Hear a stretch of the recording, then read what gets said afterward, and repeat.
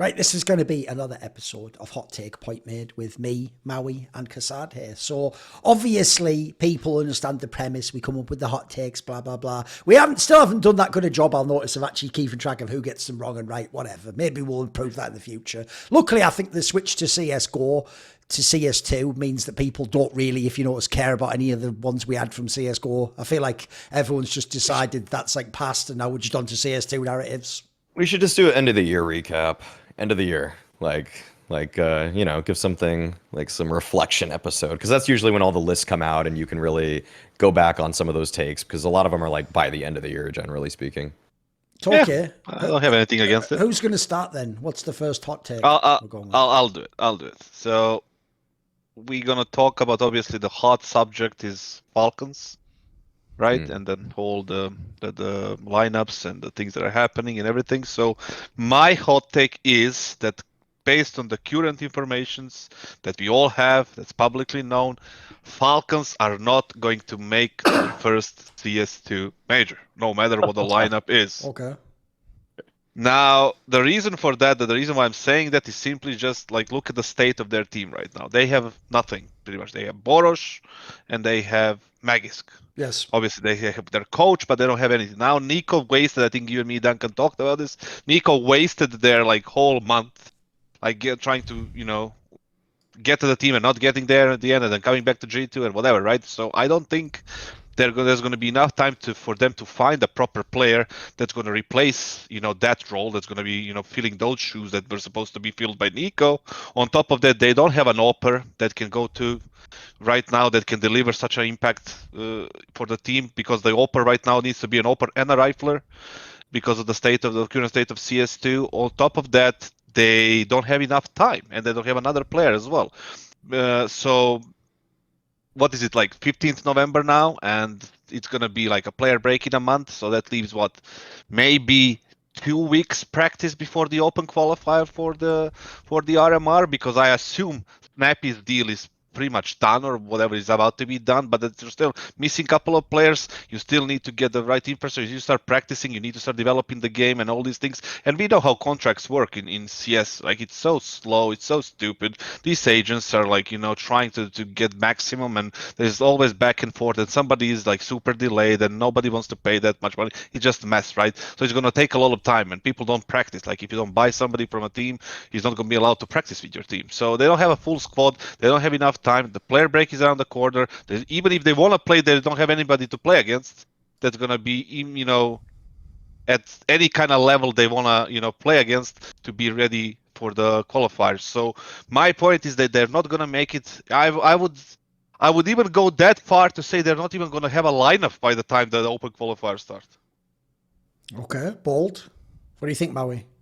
I'll say they could probably put together a lineup. I mean, in the HLTV confirm where Zonic talked about the roster and everything like that, it seemed like he was in some ways actually doing them a service by saying you guys can look around, but then he said that we might actually bring some of them back onto the team. As it stands right now, the people that I know are going to be moving forward with this Falcons roster seem to be Boros, Mauisnake, and Snappy. So that's your core three. I will say that is not nearly as strong as when they were targeting Twist, m0NESY, and Nico. And that team would have, I would say that's a guarantee to make the major. But this one is, it does draw some questions.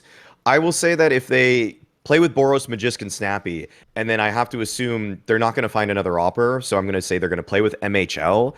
And then I don't know who their fifth would be between NBK, Body, or Lonks. But I actually think if they play with, I would probably take NBK or Lonks. It depends what you want. Do you want stability in a player like NBK, or do you want a player with a little bit more potential like Lonks?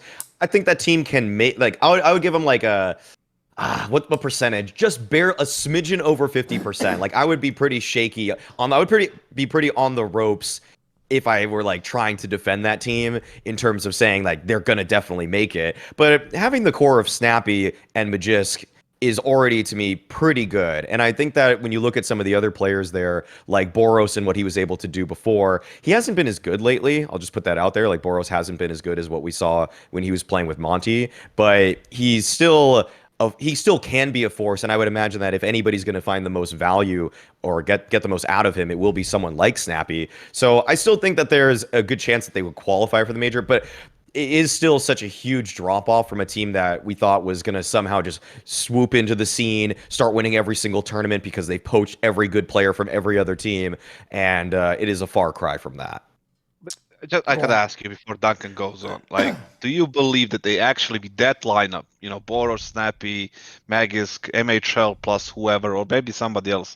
They can have enough time to go through all these things, have a map pool that's halfway decent, go through the cutthroat open qualifier, best of ones, then to the close qualifier, then into the RMR, and then into the major with so much little time. I don't think so. I don't think they can do it. I mean, the Falcons team with Kenny S and all of them was one match away from making it to the major. CSGO.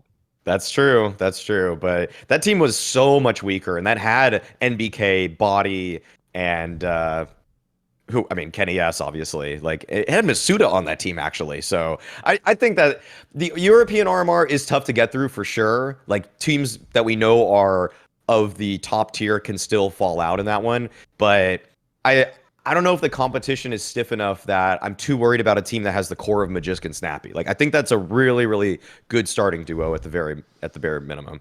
I'm going to side with kassad on this one, because the problem there, I think you're doing, Maui, is you're taking those players like as they play now in other teams. Whereas like every single one of those players for me is like a question mark. Like, I've only seen Snappy in teams he's essentially for the last few years been able to hand pick, and then he never had any pressure out the gate. He was allowed months to get the lineup going, and then once it got good, people were like, oh, now I'll pay attention, right? In this lineup, he has to just immediately, like kassad says, remember, he's playing with Ents. Like, he has to like finish up with Ents now, get this deal done, join them in the team in some context, get his players. By the way, this is assuming he has 4 players like immediately on day one he joins. And then that's when like everything begins. Like, as Kristovićins used to say, all your work is ahead of you. It's not, none of the things you bring to the table really help you. And then how about the Magisk one, right? Actually, when I saw Magisk play in the lineups when Device left Astralis, and then when he first joined Vitality, I actually can't guarantee I know how this guy will play in a new lineup. Like, he might be half as good.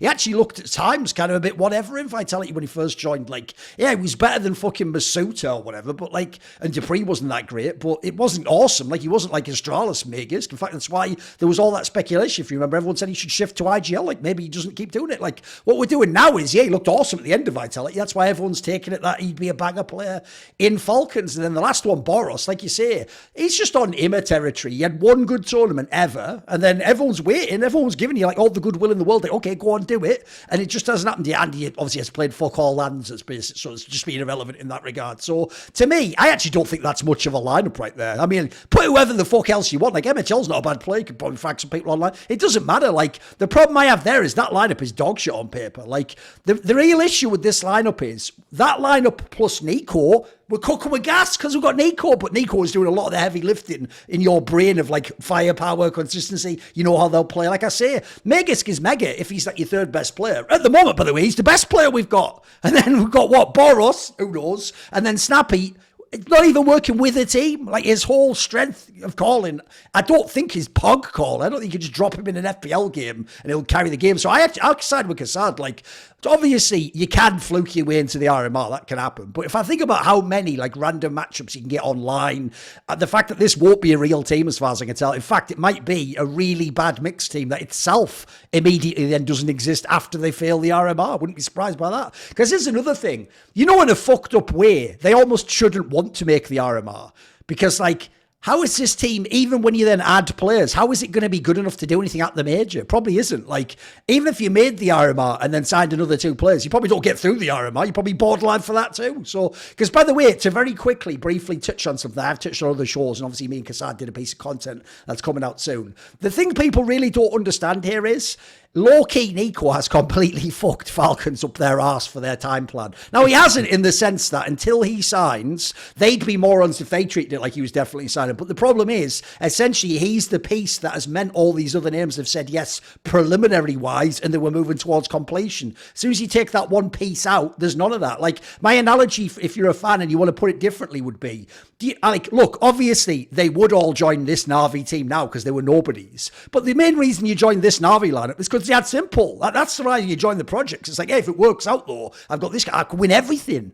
Yeah, I don't know if, look, they might have made those choices because of where they are in their career, but the point is, actually, I think now, even some of the other names you've heard that on paper probably were 80% to join, they're probably 40% or some of them 0% now to join. So I also think people don't realise they've essentially reset the whole process of recruiting for Falcons. Like you say, they've got 2 players, assuming Snappy joins, and then the Boris one if they want to keep him. But I think they're in a pretty tough spot, actually. I think, sadly, they've misplayed this sort of roster mania.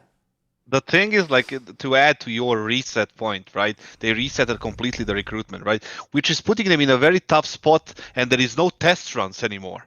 They're not gonna have 20, 25, official games online before they step into the open RMR wall. It has to be done right in the first take. And I don't think that can happen, especially with this lineup. If you had Nico and, for example, Twists or whoever they targeted, right? Monesi, yeah, they can have a chance. 50-50 in my opinion with that lineup, but with this one it's gonna go down to at least 30% chance they're gonna qualify. 70 they're not, because like I said, just there is no time to test anything. You need to get it right in the first place. Also, I'll just throw this out there. If Nico was joining, I think the chances Snappy joined were 99%. If Nico isn't joining, I think the chances Snappy now joins are going to go maybe they're 60% still. I don't think it's as certain. As far as I know, without speaking out of school, one of the reasons he wanted to join was to get the absolute best players and to have a chance to blow it out and win the major. So I don't even know if it's guaranteed he'll come now. Maybe he waits. Maybe he even says to them, maybe I'll play this major with them, then join after. Who knows, right? Yeah. I mean, it's not far off, right? If you are, for example, Snappy and you say listen, I'll extend the Ants deal. Maybe you have 10K salary, whatever, right? Let's say it like that.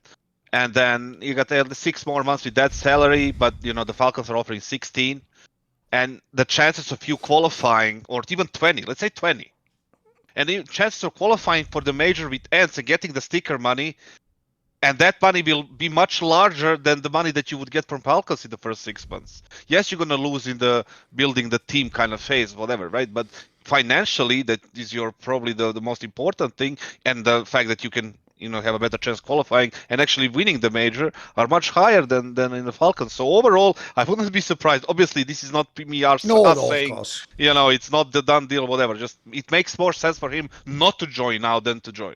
That's the thing. By the way, just as a random aside, obviously people might know an infamous remark made recently by a leaker that whenever he says something where it doesn't say it's a rumour, where it just says plus this player, he claimed that's, Maui, a fact. So now we're even just changing the terminology of actual words that have been established for thousands of years in fucking Western civilization. Now facts are just things you've heard from multiple people. Cool, awesome, right? Brilliant. Didn't know that was how that worked. Fucking hell. The worst thing about this leaker thing, by the way, is the way they're really just for real, like a little kid listening through a fucking door with a glass, but they're pretending they're fucking Oppenheimer, doing all mathematical equations. You're pretending you're way too good, boys. You're just a fucking bozos spreading rumours. When I say it, it's a fact. Bro, it's not even a fact that you have 5 fingers on your hand, you cunt. I'd have to see it properly, notes you do a fucking blood test. I don't believe anything you say. Anyway, here's my spin, because here's a fucking hot take and a half for you. Are you ready? This is spicy. I don't give a fuck.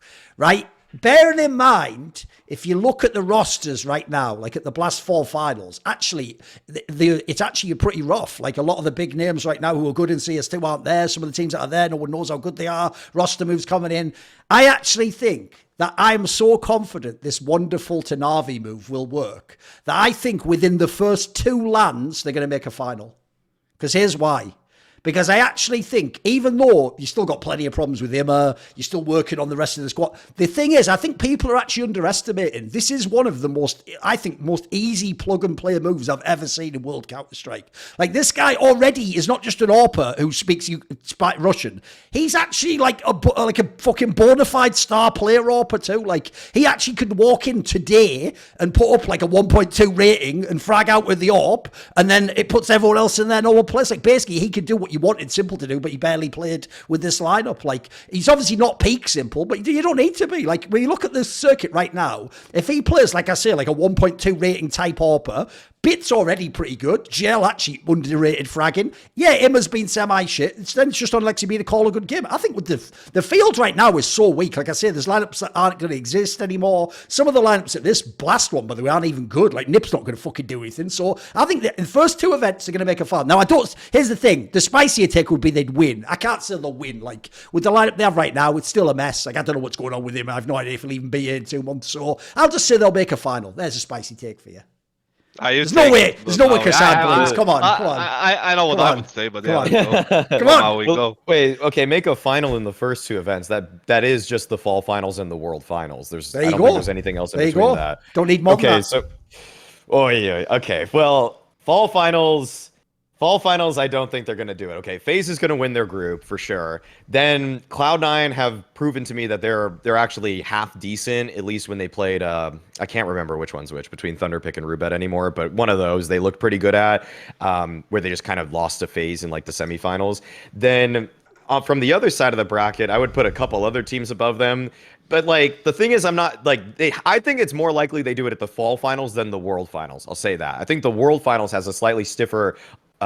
The opposition's a little bit stiffer there. You have instead you have Maus coming into that tournament, and I don't think you actually have. Yeah, you don't have G2 at the fall finals either. So I think that I don't think they're gonna make that. I don't think they're gonna make that. I think that they could. I think that they could beat Cloud9 and have a nice like semi-final. They might get into the semifinals, like winning a quarterfinals game against like a really weak, I don't know who makes it out of Group B, like Astralis or Heroic or something like that. Like they could do that. But I think that anybody that wins, say Group B, for example, if it's Vitality or Complexity for that matter, I think they're actually going to beat them. I think that I don't see them being a top 2 or top 3 team. Like they'd have to have a very fortunate run to get to the finals, and I don't think it's happening here. The thing is, like, I gotta say, I'm a little bit disappointed, Duncan, just slightly. Why? Because I would think that you would go all the way, and say like, they'll win, balls deep, and say like they're gonna win one of the first 2 events in Blast, whatever, right? But you decided to go for a safe option, which is something that you never do, which tells me that I don't think it's that safe. He just told me it's not gonna happen. It's a hot take, so he just literally told me about 15 reasons it's not gonna happen. So come on, hit me. You're making it sound like you're about to agree that it's possible. Is that true? No. The thing is, no. The thing is, like, if you went all the way, like you usually do, without like looking back, without thinking too safe, and say like, hey, they're gonna win. All right. I would probably agree. Looking at the Blast like Premier, or all right, then fuck it. Then let's just upgrade it. Then they win one of the first 2 events. How about that? Because I can see what you're banking on, right? You're banking on the fact that you're banking on the fact that like they had honeymoon period. Wonderful is like whatever good, and the CS2 is unstable and they had that chance. Yeah, exactly. But why not go for the whole thing then? If you're thinking like that's why I cannot support you. Well, here's the problem. I will agree, kassad. In theory, right? If I am just going to do a hot take, I can't just say they win. Essentially that's where like the analytical part of my brain took over and was like, whoa. Because obviously the real problem is a quick point is obviously finals are different, like when people get in the final, the pressure and all that shit. So that's the real reason I didn't do whatever. We could, by the way, I don't actually think functionally there's that much different. Like as you say, if they can do a honeymoon run and beat whoever in the semi, why wouldn't they then be able to win? So you're right, actually. You know what? Fuck it. We'll just say they win one of the first 2 events then. Let's do that. All right. I can agree with that one. I can agree that they're going to win the fall finals, right? Because Heroic doesn't have a lineup the best anymore. part about this, by the way, Maui, is like, I know. But I have to agree when they win. But the problem is, though, there is a kind of genius to that, though, in a way. If you know what I mean, in a way that is genius. He actually would have totally disagreed with me if I'd said just make the final. But because I've made it less likely, he's like, yeah, I'm in. Fuck it, I'm in. Let's go. You're breaking your character. That's the thing. It's not your brand to go for the finals and not take the whole thing. It's true. The thing is, like, they can beat Heroic because Heroic doesn't have a lineup, right? Nobody knows what the fuck is going on there. So there is no chance that they beat them in a best of 3. NIP with the new lineup and Alex and all these things that are happening, we know that NIP is just a mess of whatever. Cloud9, they don't have an offer. I don't think they can make it. Astralis is about to sign, but the roster lock is on. They're not going to play with the new players from Heroic. So they are not a competitor there. Complexity is the team that kind of overachieved and punched above their weight in Sydney. I don't think they're going to make it that deep. The only trouble they have is FaZe. and Vitality. Vitality, obviously, have their work cut out for them, bringing Messi and, coach coming back and all these things. So they're probably not going to be ready. And the true opponent is FaZe. And they can take FaZe. Like, we can see FaZe that they were on the verge of losing many games in these 15, 16 best of threes they won, right? They were so close to losing a bunch of them and they still won. Sometimes has to end. If I have to bet on one thing and take the odds on an underdog, I'm going to take NAVI because NAVI is in a good spot to win that best of three, right? Because of Wonderful and the whole line. We saw them in Sydney playing without Simple. They look happier. JL played well. Im is like here and there, but Bit played well. And it's like the team has a chance, right, to win this one. So the other one, the World Finals, I don't think so. I think by that time, let's see, when is that? That's the December 13th, the 17th. By that time, all these teams will be finalized. They're going to be having a lot more practice. G2 is obviously the team that's going to be the contender there. And, whoever if they get snappy to stay or not, it's going to be a much more stable teams in that thing. And I don't think they have a chance. Looks pretty good, actually, mate. I mean, as much as we've memed on it, like the joke is, it's actually going to be the first like fucking good CS2 tournament. If you look at the lineup of teams, it's like all the best teams, basically. Yeah. And it's too bad it's for the blast. But yes, the thing is, like, we do have to like say how it is, and that it's going to be the good event. Like, considering whoever wins the fall final, we don't have the 8th team there. Yes. But the heroic situation is a bit of a mess, right? Because they won't have players. Yes. They'll have Tessus, Shush, Dupree, and whoever they get, right? So that's all we know, but it should in theory be a really good event. Maus is going to be there, FaZe, Vitality with their full lineup and all these things. So I can agree now that you changed and you got some senses into you and you picked the right hot take, then I can agree. Okay. So yeah, fuck you, Maui. That's so ridiculous. That's so fucking ridiculous that like him amping up the take to greater stakes made you agree with it. Where to even go with this? I mean, I feel like I said my piece on this one already. I don't know how they suddenly. What about your hot take then? What's your hot take? Okay. My take is we see the rankings right now. We see on HLTV where some of these teams are. I think they have made a huge oversight on one team. I will say that. To me, if I were to do a power rankings today, the third best team, because I agree with 1 and 2. I think FaZe is number 1. I think Maus is number 2. But I wouldn't put ENCE number 3. I wouldn't put G2 number 3 or Vitality. My number 3 team in the world is Virtus.pro. VP, after watching them at Rubet, watching them at Thunderpick, are the third best team right now at CS2. They are so good at playing both CT side and T side right now. They minimize their losing conditions in so many different ways. Jame is a great opper in CS2, and Flit is one of the best riflers right now. Flit is such an insane rifler right now. And on top of that, like, people like Norbert are just not losing them rounds. Like, Norbert has actually... As if we're going about Norbert now as well. Yeah. Norbert has somehow shed any doubt for me. I seriously, after watching him in some of these online cups, I'm like, well, he's not losing the game. In online cups, I can't believe yeah. Okay. There's only so many events that we can work with. So I know, it's true. Yeah. But we're talking about Norbert in online cups for them. Let's keep going. No. So for VP, though, right now, another thing is that this Mir signing has actually been really good for him. I can't handle that. He's basically like, anyway, Norbert in online cups, yada, yada, yada. So Virtus.pro, the third best team in the world. Okay, I honestly, right now, with how ENCE are playing, I can't really say that they're the third best team confidently right now. Fair enough. With G2 also, I mean, they've just dipped out after Sydney, and they haven't been playing. With Vitality, with Messi, I wouldn't put them third. With VP, it's a known quantity. That's what I like about VP right now, is that I know the brand of Counter-Strike that they're playing. I've seen it now through so many games. I've seen so many maps of VP right now, and they're consistently just such a, like, for teams that they're supposed to beat, they are beating them. They're beating practically every team that they're supposed to beat. The one kind of hiccup that they've had so far in these online games has been against Cloud9, but it was pretty close at that. And then they actually had a pretty close map 2 against FaZe in the grand finals. It was kind of a weird veto. I don't really know if I completely buy the whole like FaZe playing Vertigo thing just yet. Although they were able to beat VP on it, so maybe it is going to work for them. But if I look at the other teams that are ranked above them on HLTV right now, I'm not truly convinced that any of them is the third best team, or I would power rank them as third above VP when I've seen so much data from VP at this point that tells me Flit is one of the best riflers in this game right now. Fame is an incredibly strong rifler for them right now. The style that they play actually probably seems to work even better because economy is so rickety and rockety right now with just like the fact that on CT side you really don't get too much. But then they actually always have really good CT sides, even though the fact is that you can lose if you lose one too many guns on one of these rounds, you're in a terrible position. But VP never lose too many guns. It's like that saving that was so boring to us in MR15 actually I think is much more valuable here on MR12, where every mistake is magnified.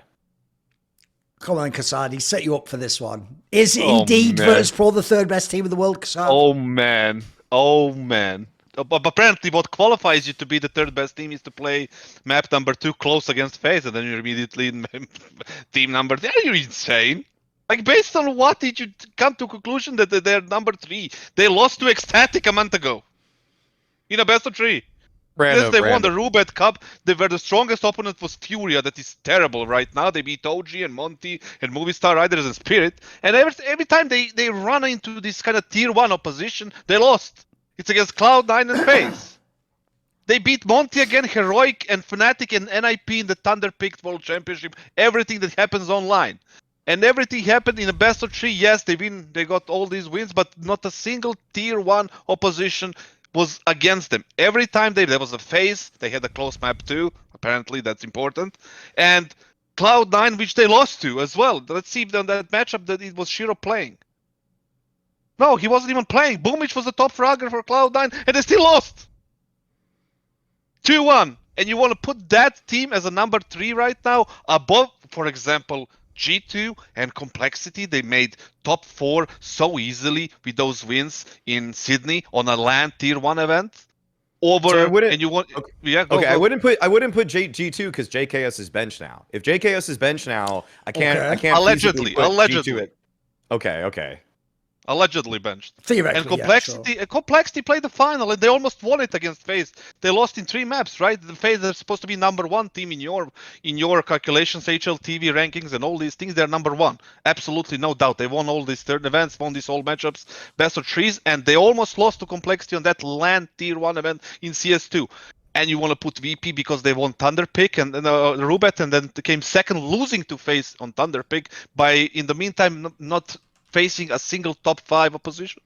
That made sense? No chance. Absolutely no chance. I do agree with you that Flit is a very good rifle right now in CS2. I don't know about Fame because I worked at Rubet Cup and I watched like all their playoff games. And yes, they have a good CT side. T side is still boring, still very one-dimensional. Nothing really changed, but the CT side is very strong, and that got them the win. I didn't watch the Thunder Pick Championship because it was happening at the same time. But overall, yes, they are stronger than they were at the last month of CSGO, but to put them as number 3 is just absolutely nuts. And you just went all over the place with Mir and Norbert and them being number 3.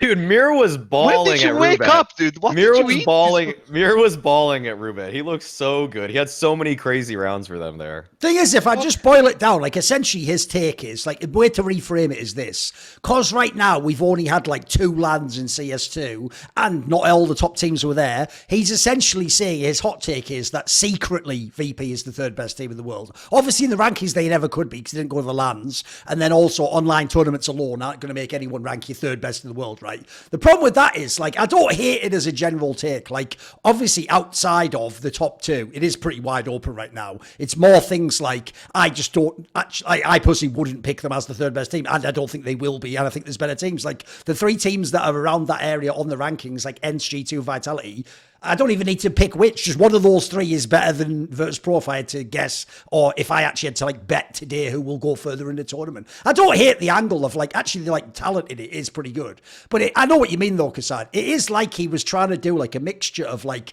stage magician misdirection, but then also sort of like infomercials in America. So on the one hand, he was like, "See Norbert here? He's not doing bad, is he, in this online tournament?" And then, "Whoa, there's more though. What about me? What about me now? 1999 with your order." order. You get May and you get top two in an online cop. Like, and you're like, whoa, wait, like the whiplash. I'm like, what was the connection? And then he did at the end essentially do the old meme of like, 1, Norbert's doing well in online cops. 2, May's looking good. 3, Flit's really sick, isn't he? 4, like James Orpin.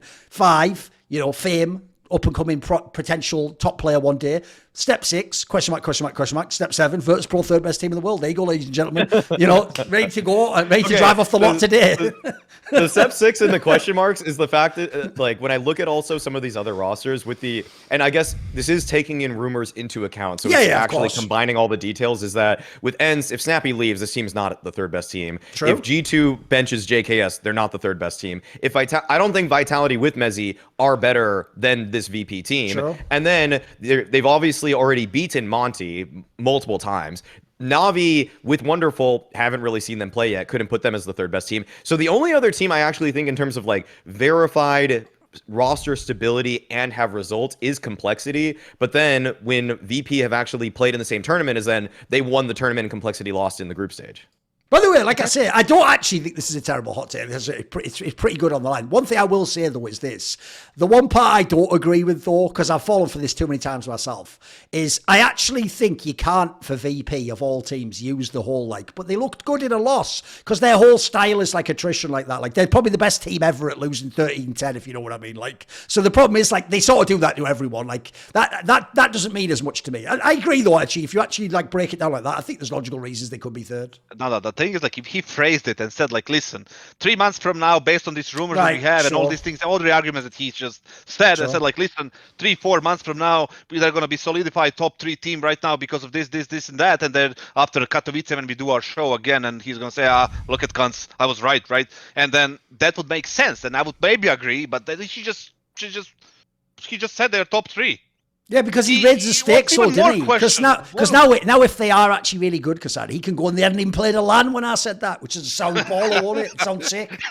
What's even more outrageous is that we overlooked the fact that he said Mausports is number 2, which is absolutely not. Who would you have as number 2 then? Well, I know that I wouldn't put Maus based on what? Here's the thing, Maui. I'll tell you right now, because I've done so many talk shows. I know like how people, what boxes they get put in.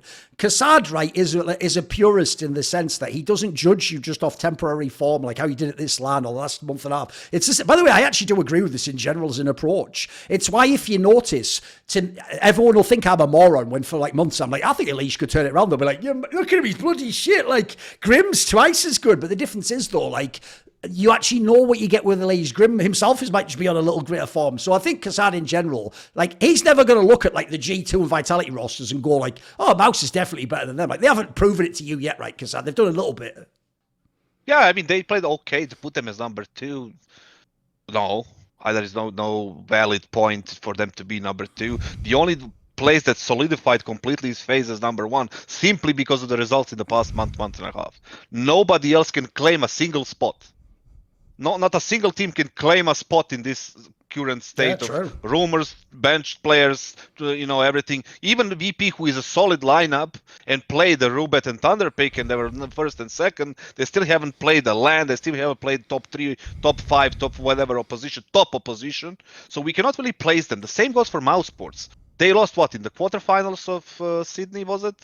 And they lost in the quarterfinals of Sydney or the semis, right? And in the Thunder pick, they lost to FaZe again, and it's just like all the defeats for them were against FaZe, but all the victories against like Lin Visions and Astralis and all these teams, right? So it's very hard to place these teams at number 2, 3, 4, 5 when there is not enough data at all, not enough anything to support it. We can claim that we want them to be in 3 months because we saw something today that makes sense. Yeah, I can support that, but just putting them on a spot is just nonsense for me. Right, come on then, Kassad, it's you. Okay, so it's me. The next take is about Vitality, and this is going to be a kind of spicy a little bit because I think because of these lineup changes that have and the fact that they brought back a coach that worked so well with Apex, Vitality is going to be the team with the most titles at the end of 2024. Ooh, so all of next year, okay. All of next year. So 12 months from now, when we are staring down the Okay, that's the bold. last World Finals, whatever, Vitality is going to have the most titles. I don't know if it's going to be the major or not, but tier 1 events, you know, the IEMs, the Colognes, the Katowice, the majors, everything that comes, you know. And I'll tell you why. Because they made the sick signing for number one argument. They signed Messi, who is a super young player, who is very communicative, who is very reasonable when it comes to his roles, very hard working. He's going to do whatever needs to be done, and he can deal with different roles in the team. He can be entry, he can be a little bit more defensive. He used to IGL, he did all these things in Fnatic and previously in Cloud9, and then he did it well. Even though Fnatic in the past, however, he wasn't so good, they bought the right player for the right team. They have the perfect core with Flames, Spinks, and him. Right now, I'm not even counting ZywOo there in the core right now, simply just to prove how strong the firepower and this trio is, this rifler trio is for Vitality. They can stand up against anybody in the circuit right now, including NiKo, including like all these like top tier players and top tier teams. They can just go against anyone right now as that rifler trio. Then on top of that, you have ZywOo, who we don't know how he's gonna, you know, work in CS2. It's gonna be the same as CS:GO, probably is. Let's see how it goes, but still he's there. On top of that, they have Apex, who is working well with Xtaz, who came back from a little trip to TSM, I guess, and a little time off. And then two of them used to work there. You used to see like a lot of interviews, a lot of videos. They talk about it. They work very well in their game style, in their game. You know, the way they played the game was more towards ZywOo when it comes to Xtaz. You know, he gave him more freedom, more responsibility. I don't know if it's going to be the same thing now, but he has a lot better supportive elements around ZywOo that he had in the previous lineup of Vitality, the full French one, right? So I think, and mentality, for example, of Messi is also very good. I think he's very receptive to criticism, to like fixing things, and I think he will respect the coach, he will respect the team and the organization. There is no chance for me that thing fails, unless something crazy happens, which I don't think it's going to happen. Overall, they have a sick rifling trio, very young rifling trio. They have super young ZywOo as well, and experienced IGL with a coach that he knows and that he, you know, he has a good chemistry. So overall, I see them winning titles in 2024, in 2025, but just to keep this like hot take not too like kind of spread out, I'm just going to say for the 2024, they're going to be the team with the most tier 1 events or wins, whatever. Okay. I'll say one thing that's really nice that pads your take is the fact that Vitality as an org just seems so stable compared to some of these other ones. Like with all these other teams that potentially could actually, if it, like basically there were no rumors, you would probably just kind of go with something easy like say FaZe would do it. But we know that there's likelihood that FaZe is going to be broken apart. With G2, seems like that team's going through some changes also, and they might just lose their star in-game leader. And so if you look at some of the better teams right now, the only people that really can actually go toe-to-toe with them would be like Maus, just for stability's sake. And I don't even know if I could say Navi, because it seems like Simple might come back too, so that might change this team's outlook too. And I'd have to pick a team like VP like VP to actually maybe win more titles than them, or Complexity. Yeah, and it's with Vitality and their backing, it is hard to go against that. I will say though, just to kind of slight your point in some way, I mean, I don't think that core rifle trio is better than Maus's core rifle trio right now. I would take Frozen, Yimpad, and Exertion over Flame, Spinks, and Mezzi. The core is just younger. Mezzi's 25 years old. Frozen, Yimpad, Exertion, like no one's even breaking 21 years of age. Frozen is 21 right now, and so for like the longevity of the roster and just these players, I think that the people on Maus have longer careers ahead of them than say somebody like Mezzi. I don't doubt that Mezzi is a good player, but he's not really scratching top 20 in the world for me, where Frozen and Yimpad are both right there. They're both incredibly strong right now. But I will say that with Maus, like the elephant in the room with that team is obviously the fact that if you're going 1-to-1 with a Vitality, is that you have Torzy versus ZywOo. And I would take ZywOo 100 out of 100 times before I take Torzy. So that's where I think that Vitality has a huge edge. And I think it's a pretty good take, kassad. I think it's actually a pretty good take. I think Vitality, they just got the org, they got the backing, they got the coach IGL duo that makes this very possible. See, here's what's spicy is I actually thought, even on the last episode, about doing a hot take that goes counter to this and saying that actually I don't think the Messi signing is that good, so I'm going to disagree. Now, here's the problem. Because of how messy CS2 is right now, I'm not saying I disagree in the sense that, like, I have a more obvious team that'll win more titles. Like, I don't know who will win the most titles in 2024. Like, I'd have to purely speculate. Like, will FaZe even exist? Who the fuck knows right now? What team will Simple play for? Will Falcons be any good? Will G2? No one can, I can't, like, it's not like there's an obvious team that makes that a stupid take. I just don't actually think that the Vitality lineup is actually that great, and here's why. Because the problem I have is this. I think people are doing like almost like linear thinking, where when Flames came in instead of Dupree, right, the reason why that's not that crazy a gamble is because you've still got the other 4 players that did just win tournaments, win the major, like history, experience. But when you're changing 2 pieces, remember, Flames himself is barely bedded in. He's played what, like 1.5 lands or something. Like he hasn't played, and they obviously went out of 1 really quickly. Like he himself hasn't like gotten totally established and figured out all his roles. He like did all right at that LAN. Then you add in that Messi is mega inexperienced. Like, people forget this. Look, he had that 1 major Rio where he made top 8. That's it. Aside from that, you go look at lands. Dude, he's one of those people that should be fucking glad that ESL likes like 12 teams in the playoffs of Pro League. Oh, this motherfucker would barely have ever played in a playoff. Ever. And by the way, Pro League playoffs are the ones where, like, your girlfriend, a guy running the fucking Coke machine, and an ESL admin of the fucking crowd, like, beast behind you. Like, mate, I've had more people shout that at fucking pantomime than an ESL Pro League game. So already, the experience actually isn't that great on those 2 players. And you notice, by the way, when I'm looking at this team, I'm now having to make Spinks a really experienced player in this lineup. Like, he himself's only been in the game a couple of years. So after that, what have you got left after you bring in Messi and you've got Flames? So you've got Spinks, who, by the way, has now sort of hit a run where he's consistently a star, but he himself was having a lot of problems in this lineup when he first came in. He was really up and down. Ziwu has done nothing in CS2 so far. He actually looks shit. By the way, that whole thing that everyone's loving, all those fans of Ziwu, he's a genius though, because Simple has to work really hard, but Ziwu can just like wake up and play. I tell you what, he can't play CS2, can he, motherfucker? I saw him. He was just average as fuck. Like, that wasn't Ziwu. Where's this guy? Like, this, if that's true, by the way, he doesn't put in the hours. He better put in loads of hours now then, because the talent's there, but he hasn't, at the moment, we're all taking for granted in this convo that Ziwu's going to be CSGO Ziwu and be potentially the best player in the world. That's why they're going to win the tournament. And then lastly, to me, I of all the players, right, literally, if you asked me to make an order, Kassad, of players you can't remove from this team, like, of importance, yeah, Ziwu's number 1. Dude, I would have had Magus number 2 over Spinks. Like, I actually think if you watch the way they won those tournaments this year, Magus is like the player who, like, controls the game for them. Like, his fucking decision-making is cracked in the mid-game, mate. I think genuinely, I can see why people thought he might be an IGL one day. He has the mind for it, just, like, reads the game. And so you can't just bring him, like, Messi's an all right player. Like, he's a good prospect. If this was like, if he was joining Ents or Maus or something, I'd be going, yeah, great pickup. My problem here is though, like, what I'm losing from Magus, I'm not really gaining with Messi. Like, he's not as good as Magus is. And also, Magus has been in, like, the biggest finals. He's won all the tournaments. And then lastly, the coach thing isn't minor either. Another factor that gave the team stability before is you had Ziwu, who you knew how he was going to play amazing. And then you had Dupree and Magus, plus their long-term coach who knows how to come to. Now they have X-Stars. Here's the one angle no one's thought about.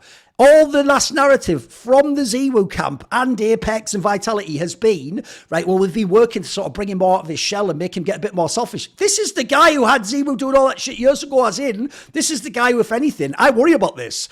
I get the vibe about X-Stars that he's like one of those like players, coaches, Kassad, where it's like everyone loves him because he gives you like what you want. Like, I don't know how it's going to work with this lineup. Like, everyone's acting also like the Zonic thing didn't happen. Like, we just... Basically, let's be real, of the team that won the major, they only have 3 people, essentially. They have Apex, Ziwu and Spinks. That's it. They don't have the coach. They've changed 2 players. So I just think it's way more up in the air. I will say, the interesting thing is you're not trying to recreate Vitality. Like, Vitality was like, Ziwu better be almost the best in the world. Spinks better be really good. And then basically make us play well. And then beyond that, we've got a team. This team is more like actually just one of these like general international mixes. Like, the base level of the players is pretty good. But I think it is almost impossible when I look at these players on paper to know what fucking style of play will they have? How will they play around people? How will they like figure out the dynamic of like, what is like Flames just a bitch in this team? Does Messi just do all the shit? How does it work? Like, I don't know, but I don't think it's as obvious. Like, I understand why on paper think the player strength is there. 'Cause I agree, they can obviously aim-wise go head-to-head with almost any team. I just don't know about all the like team building aspect. I could see a world where this is just like the 4th best team or something. Yeah, I mean, I do agree with you on a couple of things there, even though you kind of killed my faith in Vitality right now. But the thing is, I do agree with you on the coach thing, and I do agree with you with the Magisk being important piece if in that team. Simply because, like you said, he is the one that kind of controls the game and dictates what's going to happen in certain times. While Spinks, for example, is a player that reacts to certain things happening, right? And then he's going to wait for something to happen so he can do his own thing. Mezzi, why I'm backing him up is the fact that I know him personally and I know what he can do on the server, at least what he could do back in 3 years ago. So, and he has been only better since then. Yes, the reason why he was only in this like 12-team playoffs bullshit that you were talking about, I think that's, not entirely his. No. I'm just saying he's just got the experience on my angle, yeah. Yeah, and the thing is like, yes, I mean, but he did collect some experience based on that. He did play in some arenas. He did okay considering the circumstances. He is not top 10 player by any means, but I think he'll do just enough. The problem that I have is that coaching thing. Maybe you're right about that. I don't know how is, obviously in the previous iteration, right, Xtaz was with full French lineup, right? Well, we'll just say, to be fair, Kassad, technically he is a top 2 coach in the world. He is nominated for coach of the year. Yeah, I mean, obviously. What the fuck was that? Anyway, even him. By the way, shall I tell you the real reason I think that's happened for real? That just looks like some bozo shit of like, I heard Vitality won the major. Who's that? And then someone's gone like, Xtaz, he's the coach. And then they put Xtaz and Zonic there, and they've realised he hasn't been in the team for like a year. No, it's obvious, exactly what happened. I know. Exactly what happened. The thing is, like, what I was going to say, he only worked with French players in that previous lineup of Vitality when they were successful, right? And after that, he went to a break. He went to G2 when it was international lineup. He didn't do well there. No one even knows what happened there to this day. Yeah. Yeah. Well, the public doesn't know, right? The thing is, like, he went. He took a. That was great. He did that like an aristocrat or something there, didn't he? It was well delivered. Okay, well done. After that, he took a break and then came back in TSM in the international lineup. He was there for a very short time, and now he's coming back. Now that was ridiculous. He had like it's like they say in America. He had a cup of coffee with TSM, basically. Like what the fuck? Yeah, he was there for 5 minutes.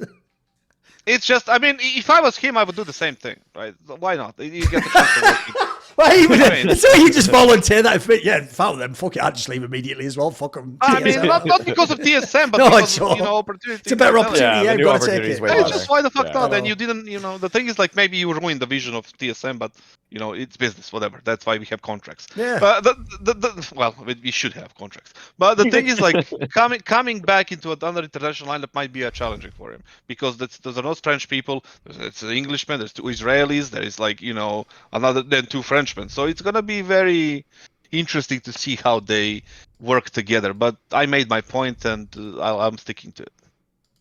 I just want to remark on the fact that, like, this is not, it's a little bit of a tangent from your take, but a lot of people were really praising this move for Vitality. But I mean, you would never have done this willingly if you, like, people are almost the like uproar in terms of positive feedback for Vitality is like, oh, they get to sign Mezzi, this is so good for them. But like, Mezzi to me is a strict downgrade over Magisk, like, or under Magisk. I would never, like, you look at all the characteristics that made Magisk good, and I think some people are trying to do this weird cope of like, well, Mezzi was an in-game leader for a brief amount of time. It's like, you don't think Magisk is going to put in that much input to this team, if not more than what Mezzi did in a positive and winning fashion? I just don't know where that came from. And also, there's always been, like, I keep reading this comment over and over again, and I have to address it, is that multiple people on multiple boards and everything are just like, I think Mezzi can be, if he's freed from Fnatic, can be a top 20 player. It's like, when has that ever been indicated that he has that ability? Like he's a good player. Like,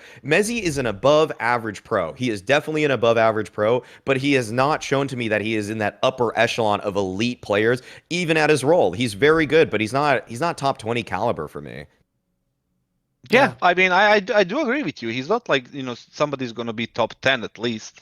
Maybe he can break in like into top 20 based on the results if they have it. Like, you remember the Astralis years when all the 5 players were in top 10. It's like, it can happen, right? But the thing is, like if we compare it to a bunch of other players right now out there, he's not going to be close to them. But is he going to, the problem is that we keep like we try to compare him to Magisk, and it's uncomparable right now. Magisk brings so much more.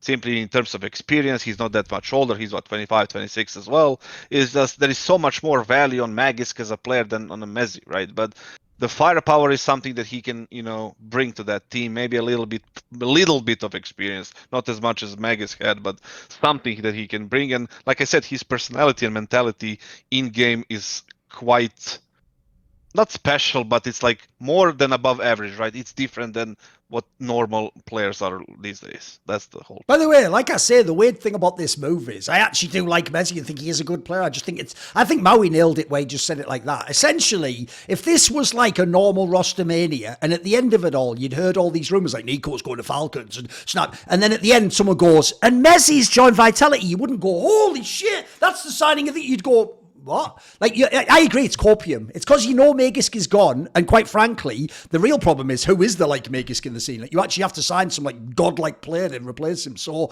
there's not really an obvious answer. I think it's more like people are just like, yeah, not bad. When you add it, you say, what about Messi? Yeah, not bad. Yeah, maybe that could work. But like I say, I'm more thinking along the lines of when I think of top peak Vitality, look, there's also a world, I will say this, there's a world where if Ziwu and Spinks are really insanely good, maybe it doesn't matter, maybe that just makes up for the whole squad, it could just be a great 1-2 punch. But actually, I thought the brilliance of the old Vitality lineup is essentially, it did give Ziwu, who sometimes didn't always have a great playoff game, or Spinks, who could just sometimes have a bad game, they had a pressure release valve, because you knew Magisk could carry a game. He could step up and just take over a match, or play well against an opponent in a hard spot, so there's time to come to life in the game, Right, here's a good one. I've got a good spin for you.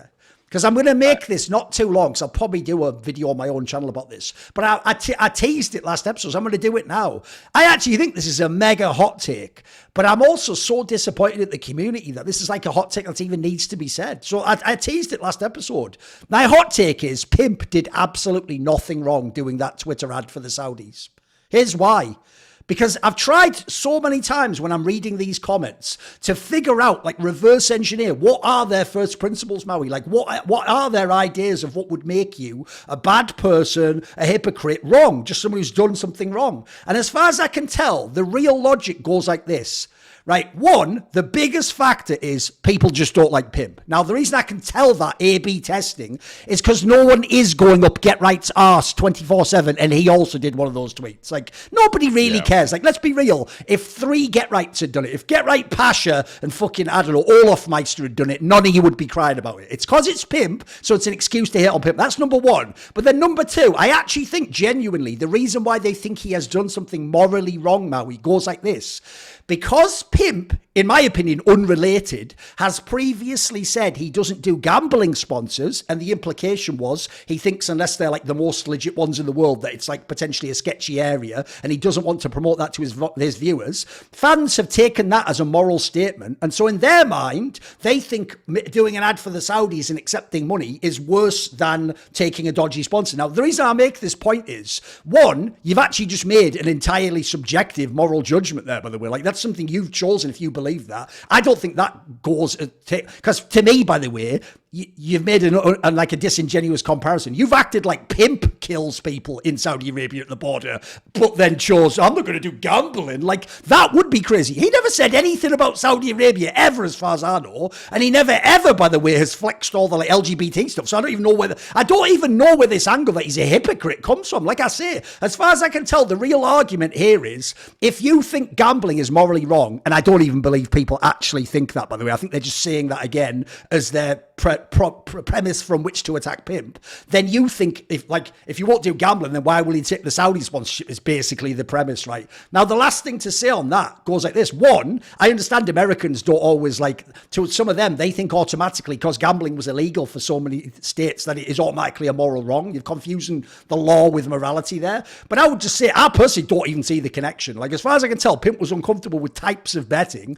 And then separately, as far as I know, like I say, I've never seen him do a Frankie. I've never seen him come out and make grand statements about the world politics or what he wants. So I don't, like I say, I'll bring it back to what I said at the beginning. What has Pimp done wrong? Pimp did nothing wrong. As far as I can tell, you guys might not like it, but I genuinely think people just hate on Pimp. I don't think there's much to this one personally. What do you think? I was trying to just find the tweet for where Pimp, basically, I remember that a lot of people that were mad at Pimp were mad because they saw it as a form of hypocrisy because he said something well in the past, like 9 months ago, that we as a scene need to do better and not take lazy sponsorships that are not really relevant to our space. And I think he was more or less referring to the case opening type websites, I don't want to say those websites names, but like, you know, like those ones that are like, they're basically like can be rigged RNG so that people on stream can win more than the actual odds would give a normal person a chance to win. And so Pimp was critical of those. And because he was critical of those, people conflated his disdain for those kinds of websites with him actually taking sponsorship from Gamers 8. But the thing is that if you actually kind of look at what Pimp's words were when he said that, what he said is like he doesn't want to take irrelevant sponsors that are just kind of preying on people. But the thing is, like, literally Gamers 8 is a tournament that is putting on events in our space. And so for me and what Pimp stood for in his earlier tweet earlier this year, I don't think that this was a breach or like some kind of hypocritical take in terms of him taking up that sort of sponsorship. He's literally just promoting a tournament that he's probably going to talk about on talk shows, if not other events later, because he's going to honor the results of that event. By the way, just as an aside also, I think as well that if you ever read his like comments about gambling, I don't think he ever did say, like I implied, I don't think he ever did say I'm like against gambling or I think gambling's wrong. Like you're saying, because as you're saying that, it's reminded me, Maui, I'm almost certain when he explained why he wouldn't take certain sponsorships, it was the idea that if he didn't think it was a well-vetted enough company, he just didn't like the idea his fan might listen to him, then work with it and then lose money. I think it was more that. It was more like a personal responsibility idea. Now, that's unrelated to the Saudi angle, is it? Like, it's not like his fans are people trying to cross the border from Yemen to fucking Saudi Arabia or something. Like, I don't really see the connection on that one. I feel like it's a bit of a reach, you know. Right. I mean, the main thing is that people will just ad hominem people like crazy. If they don't like you, they're just going to make up a reason to dislike you. I mean, it happens to all three of us where people will just come at us for a take or something like that, and they'll just blow it up, and then they'll just like make up things we say just to try to prove their point, even though we never said those things, or they'll just try to spin our words in some some devious way. By the way, the real reason though, just very simply though, the reason I hate this approach though, is because if you yourself, like I say, make a moral judgment like that, so essentially you're telling Pimp by telling him you're hating on him, you are doing something morally wrong. This is fucked up what you're doing, Pimp. Then I'm sorry, you must then follow up and you yourself live up to those morals. So that means, by the way, you can't watch any CS tournaments anymore. You can't watch anything owned by Saudi Arabia. You definitely can't watch anything with a gambling sponsor. That just goes without saying. You yourself have put that as your position. Now, the problem with there is, by the way, not only do I not believe a single fan who called out Pimp is going to do what I've just said and deny themselves the tournament and enjoying it and what all this money pays for that they claim not to like. But by the way, I'm not going to do that. I am going to watch these tournaments. I am going to watch tournaments, by the way, that even have sponsors I don't think are legit, because that is just esports. That's what you're choosing at this point in time. So that's why, if you notice, by the way, I actually don't make moral judgments about the Saudi topic. I've said I didn't want to take money to this company because I think, one, Richard didn't want it, and then two, I just think it would be a bit personally disingenuous to be funded by people who I am then going to critique for the next 5 years potentially. I just don't think that. I think that's almost like unfair to them at that point in time that they get to buy it and I'm just going to trash them. So, but I'm not making a moral judgment. Like, I have my own thoughts about it, but the reason, because I knew this was going to become a nightmare swab, I've purposely tried not to make big moral judgments. Like when I wrecked Frankie, I hope I made this point clear in the video. It was about what she'd said, not what I think about Saudi Arabia and what they do politically. It was the things that she'd said, which, by the way, unlike the Pimp one, the joke is, by the way, everyone actually genuinely, aside from the ones who liked that video, everyone is cool with Frankie. They don't even have a problem with her. She did directly say all the stuff that you're pretending Pimp did. Like, as I said, my biggest issue with all this is, as far as I know, Pimp has never commented on any of that shit. I don't even think he ever steps into that domain, does he?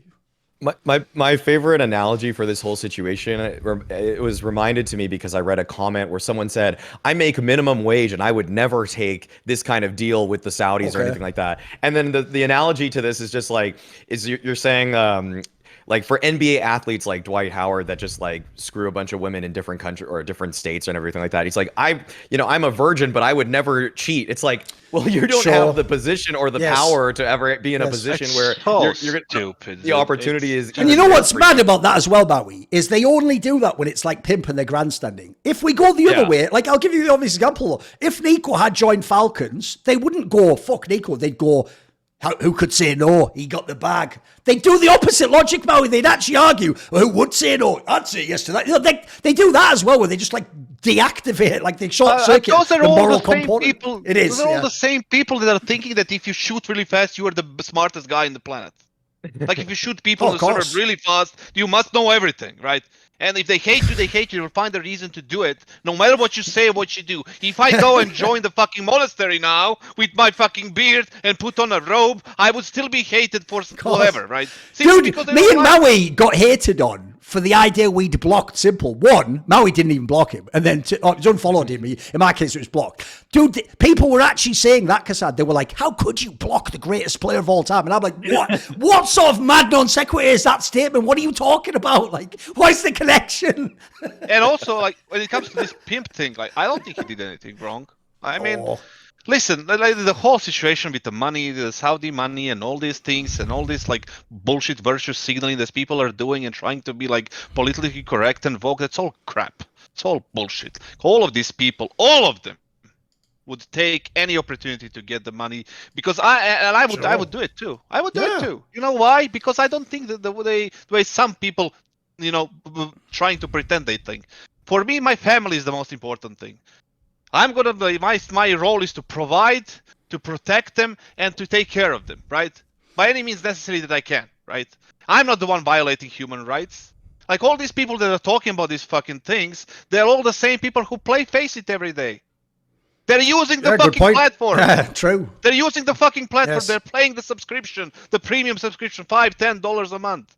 You're funding that as well, and then you come out on Twitter, Reddit, and all these bullshit platforms, HLTV forums, and you make hatreds about Pimp, about different people there, and you go back and you play your fucking Face It there that is owned by the same company that you are publicly, openly criticizing. So what the fuck is your problem? All those iPhones that you use every day are being, you know, the fucking mines in Africa and all these fucking lithium things and people starving and all these like human rights being violated. You forget about that. You paid $1,000 for your fucking iPhone. So where is the hypocrisy that? Are we gonna forget about it? Or are we just gonna attack Duncan or Pimp or Maui or whoever says anything against anyone, right? Or says publicly their own opinion about whatever the topic is. So all this crap, that's just noise to me. Like at this point, I don't even read those comments anymore or messages. It's just bullshit because people are trying to make themselves like saints when all of them fucking do the same thing as soon as they get the chance. That's what Maui was trying to say, I believe, at some point. Because they're now not in a position to do it, so they're criticizing because they're unhappy with whatever is going on in their little lives, right? So just shut the fuck up and, you know, try to be who you are. Don't try to pretend that you're something that you're fucking not. I used to have a great saying that I would say where when people would try to put words into my mouth and hit on me, I'd be like, look, hit on me for the shit I am saying. Like, don't fucking try and get me on stuff I didn't even say. I would just say the same thing about Pimp. Look, there's justifiable reasons to hit on Pink. He's got that fucked up eye. He never stops going on about how he used to be fat. Now he's lost weight. He goes on and on about fucking bike ride. No one cares. It just wrecks your fucking groin, mate. No one gives a shit about that. So, like, there's good reasons to hit on Pimp. He has some whack takes about Simple from years ago. But, you know, at least hit on him for the shit he's doing, not like stuff like this. It's nonsense. You know, I think he's already given you a lot of ammo. You know, he's doing a lot for you. I did watch. Yeah, people don't fucking shut up about the bike thing, dead man. Just annoying. I watched the 5-minute video of Pimp actually doing the bike ride. It was actually kind of fun. I'm never gonna watch it live. You're healthy. Though. We get I'll it. watch the highlights. You're fucking healthy. I love that you're healthy. And just shut up. Also, my other problem is this, right? Which is, look, I understand it's because if you notice, right, he's one of those people who clearly can't put on a lot of weight, like, except for if he gives fat, basically. So, like, I understand his style is, like, be lean and do all the bike riding and the swimming and stuff. But I will just say, unfortunately, like, that'll never be the cool way to be fit, though, is it, Pimp? Like, cool way, let's be real, is to look like Blame F and look like your fucking brick shit house and you can beat anyone up. Like, that's cool. It's never going to be that cool to be like, oh, guys, you won't believe this. I got up at 4 this morning. I've already biked 18 kilometers. Like, that sounds shit, mate. Fuck it. Who are you, David Goggins? That sounds really bad. I know, that sounds horrible. Actually sounds awesome to go in and do a 20-minute pump and come out like, all right, bitch, yeah, let's check that out. Fucking, like, what are you doing? You're just like, oh, tell you what, he's walking in like... people are not calling him fatphobic now. Mate, he's basically, this is Pimp's idea of cool, like, oh, hey, guys, I'm just going to go and sit down. Fucking, I'll be riding for 30 kilometers. That's like his best like a crab. I know. I'm surprised people are not calling him fat phobic now because like he's against like being Oh, obese. true. Yeah, exactly. What happened to all the acceptance? It's gonna come. probably Like it's will, gonna it come. will. People are gonna start Yeah. hating him because he's fat phobic. Like, We just gave them the stupid, ammo. man. We just gave the Yeah. haters the ammo with that one. Exactly. Yeah. Do we have another take? Is there another one? I think it's Maui's turn. I think it's Maui's. I got one. This is probably gonna get kassad even more angry than the last one about Pimp. I actually think that with the new NRG lineup, I actually think Brehze is gonna be very good again. I actually think. Fuck it. I think He saved this one to the end, didn't he? Where's this coming from completely out of nowhere? Okay. I think Brehze has found the Fucking hell. motivation to make him a good player again. And I say this with just like the craziest level of conjecture and limited resources and details, but Brehze yesterday in like a 24-hour period played like something like 17 pugs. This is when Brehze was at his actual best ever. When he was a top 20 player in the world, he was just grinding pugs in North America. He was always on leaderboards for ESEA pugs. He was always just playing like double-digit pugs every single day. And now that I'm playing a bit of Face It here in North America, I played against him, and it's like the only player I've played against that it's like, oh, there's an aura around this guy when he's playing in these games. And it's sure these are just like, just Face It games in North America or whatever. But usually I can just like, I don't really worry if someone's alive, but like Brehze would always get these multi-frags in late round situations, just like trying to like outmaneuver everybody, just perfect aim and stuff like that.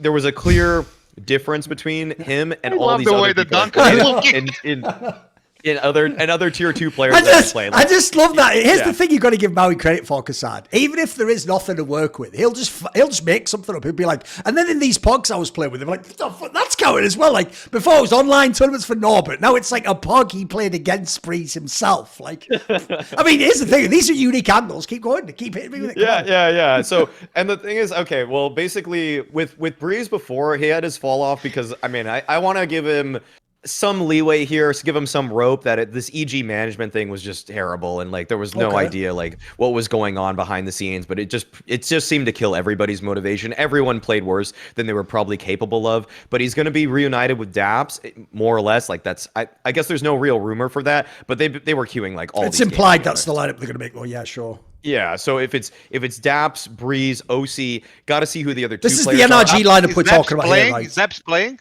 It's implied he's going to, yeah. I think Daps is going to play. Daps, I mean, if Daps is playing 15 pugs a day also, I think he's going to probably Sounds like he's going to be a player, yeah.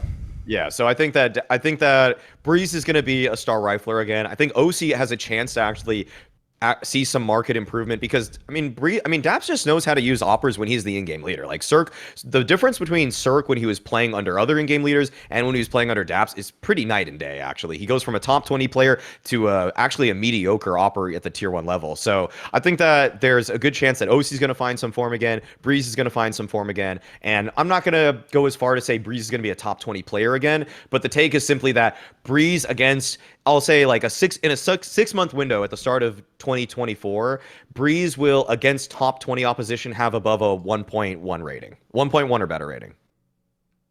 He's not which seems crazy based off of what he's done. It's crazy. Listen, first thing, he's not gonna get to play against tier 1 opposition, top 20 players. Who is he gonna play against? What is he gonna play?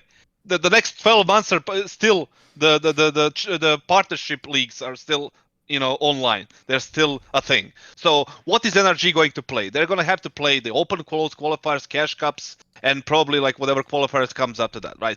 With the lineup they have, OC, he's a solid player, really good. Daps, I don't think he needs to play anymore. He has shown strengths that he can be a coach, that he can be a person that can control the team and direct the team in a position where they can be better, right? He doesn't need to play anymore.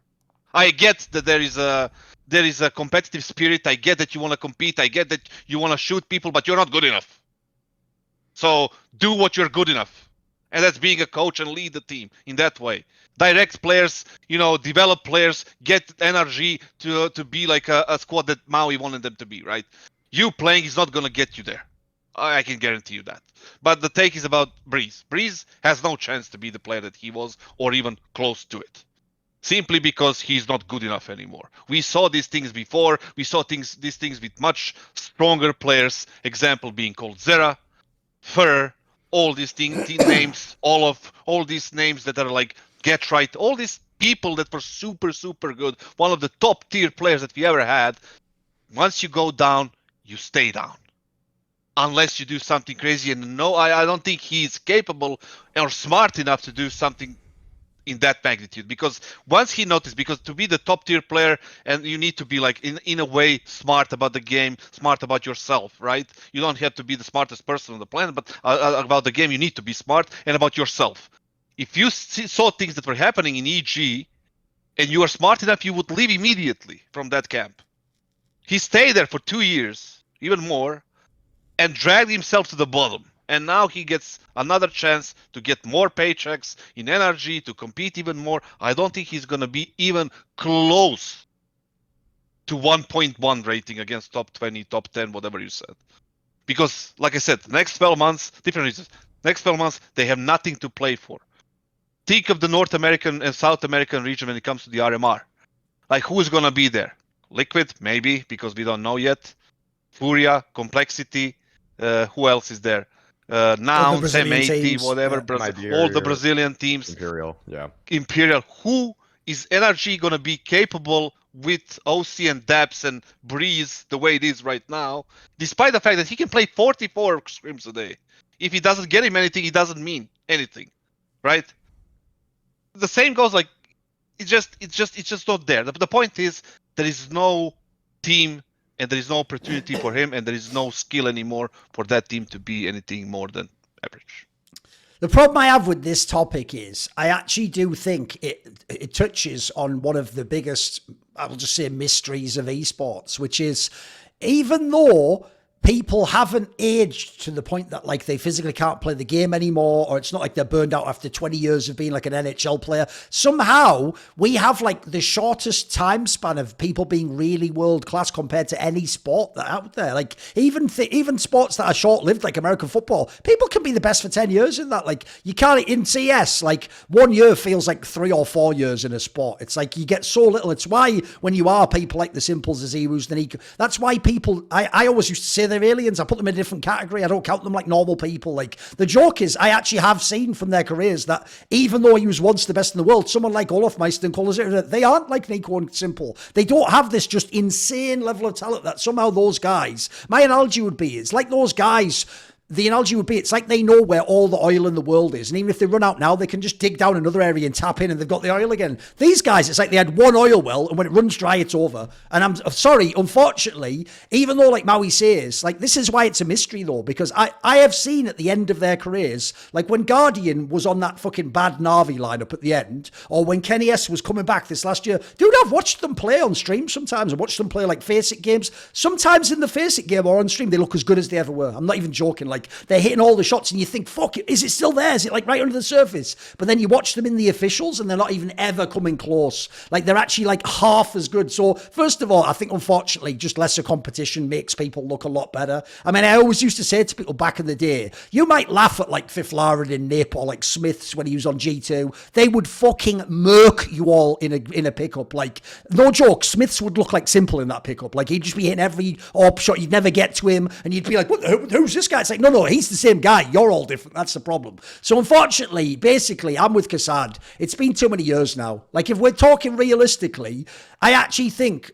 he hasn't been good since like after the first year of the online era. So we're talking like 2021, last year, and then this year, he's basically been nobody, irrelevant, if not times bad, actually. Bearing in mind, by the way, he was making an enormous salary. And as far as I know, he was still given like star positions at times in some of these teams. So the big problem is I do think he is a tragedy. Like if you look at his career building up, there was years from 2017 into 2019. Each year, his level of like where he was competing out in the world was going up. And by the end of 2019, this guy was tracking to be like one of the best CS players ever. Like he could have been like a bit like people like Naf and Twist get to like not just be NA. They're like for all the great players. They're great players in history. He was tracking to be that, but he never made it. The online era just killed this guy's game. And it's tragic because I do think, sadly, if this was like 1 year after online, I'd go maybe. Like I say though, it's like 3 years of just, he's either phoning it in or he isn't good at CS anymore. So sadly, I don't believe in him anymore. I think it's tragic, but I don't believe it. It's not the online era that killed him. It's himself that kind of killed his career.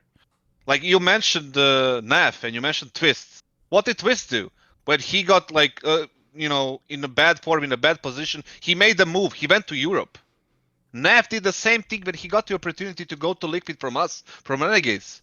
He was doing well there. He didn't need to go. It was like, oh yeah, maybe, I'm just gonna go there.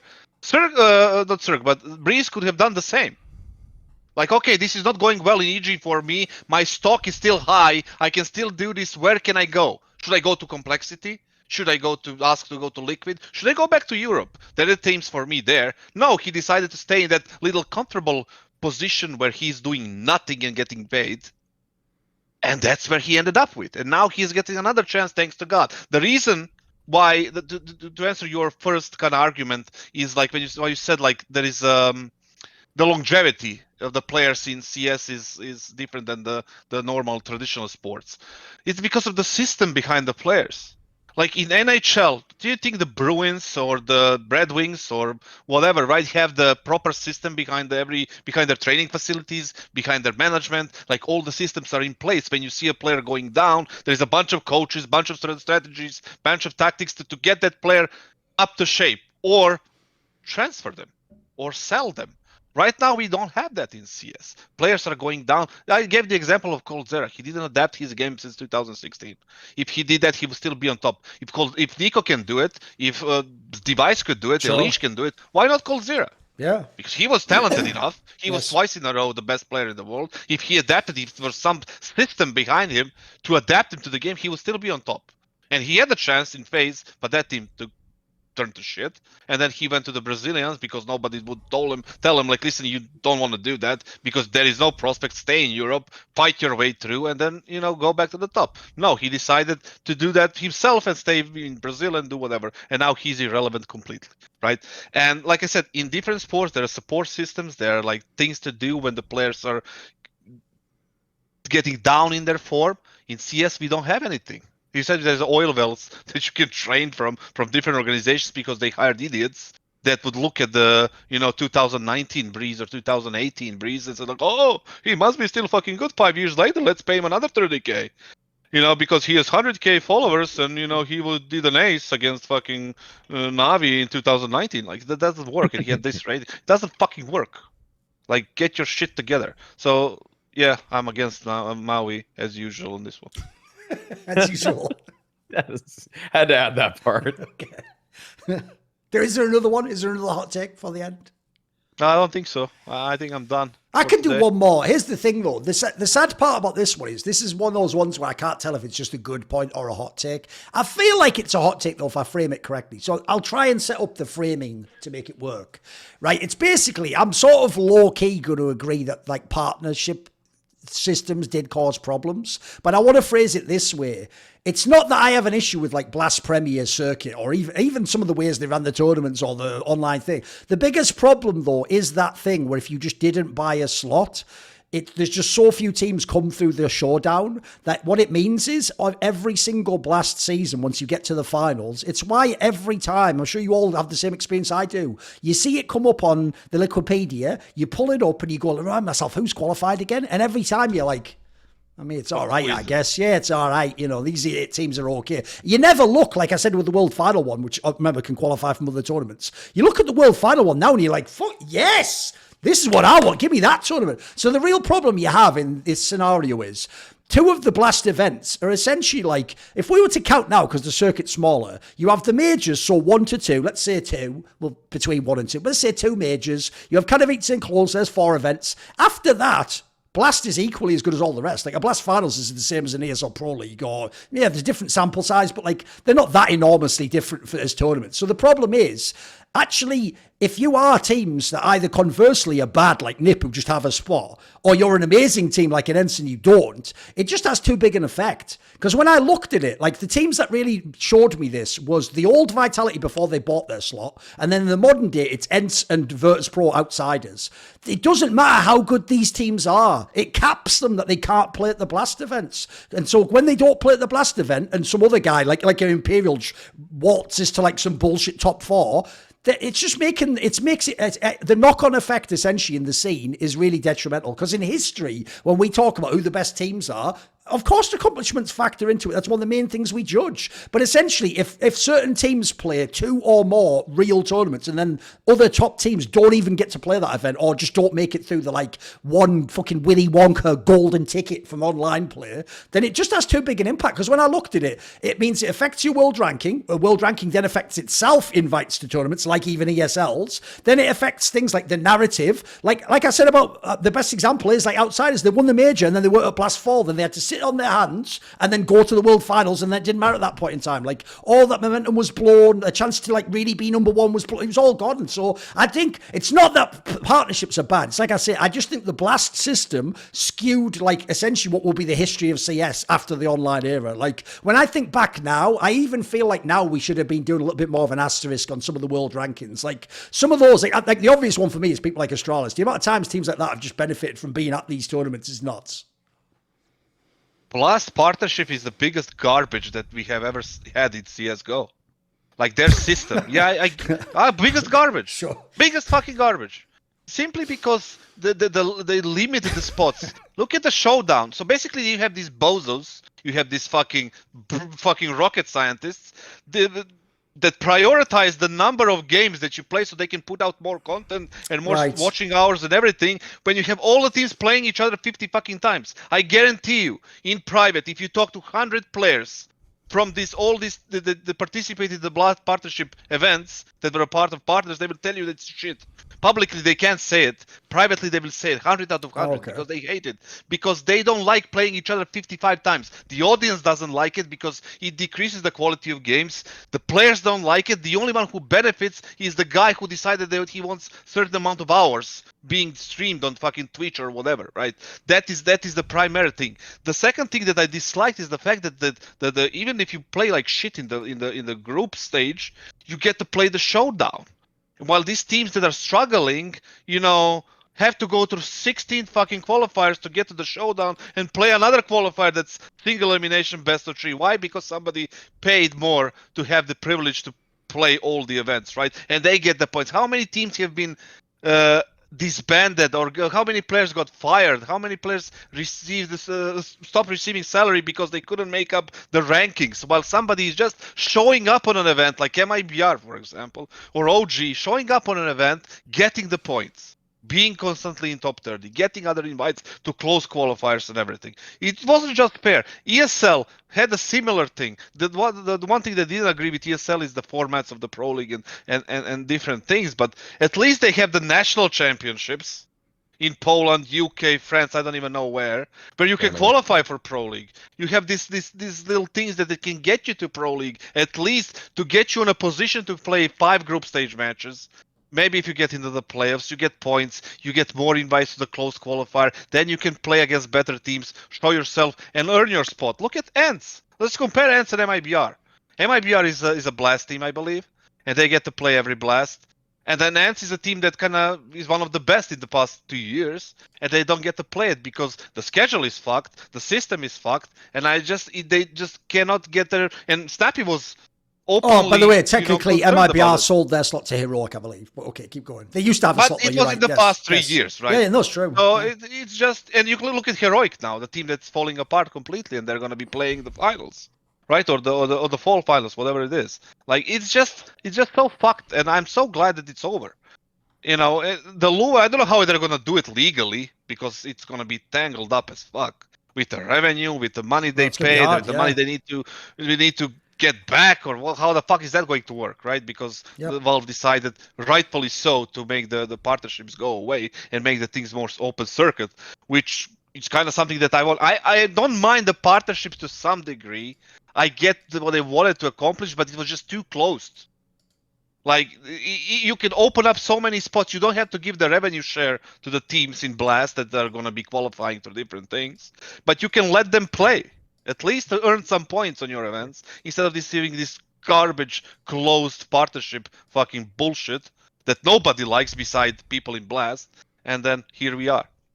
If people don't know, by the way, that is also why it's not as simple as Valve just waking up like, right, no more partner system, because as kassad says, as far as I know, these slots cost like 6 figures. Like, they're not cheap. So the point, and by the way, if you are like, think about the heroic example I just gave, you just bought in recently because you have a really good team. Like, you can't just turn around, sorry, it's closed down now. Like, some of that money probably legally has to come back now, which by the way also means like ESL and Plus, that's not great for them. So I agree, I have no idea how they're going to untangle it. I think that's the fucking $1 million question right there, right? Yeah, it's how many resources have been used for Heroic to get into this partnership. Exactly. For Luber, for example. As I remember, in 2021, it was between $5 and $7 million to get to the Luber agreement, to the Luber like selected teams. And you need to jump through 6 months of hoops, delivering the different kind of documentation and data and history and where the money is coming from and who is being handling the organization, who is doing what for 6 months. And that's additional resources for the employees that were working for that, the lawyers, all the legal departments and everything, HR and fucking God knows what else. Where is that money? If I get my $7 million that I paid for the slot, where is the money that I invested to get for the slot, to get through all these hoops that Blast posted and ESL posted to get into these partnerships? Who is going to be paying for that? Is that money down the drain? You know, it's not black and white as people think, but it's very fucked up right now. And I'm just glad it will take them a year to untangle this fuck up they made in the past 5 years. So yeah, here we are.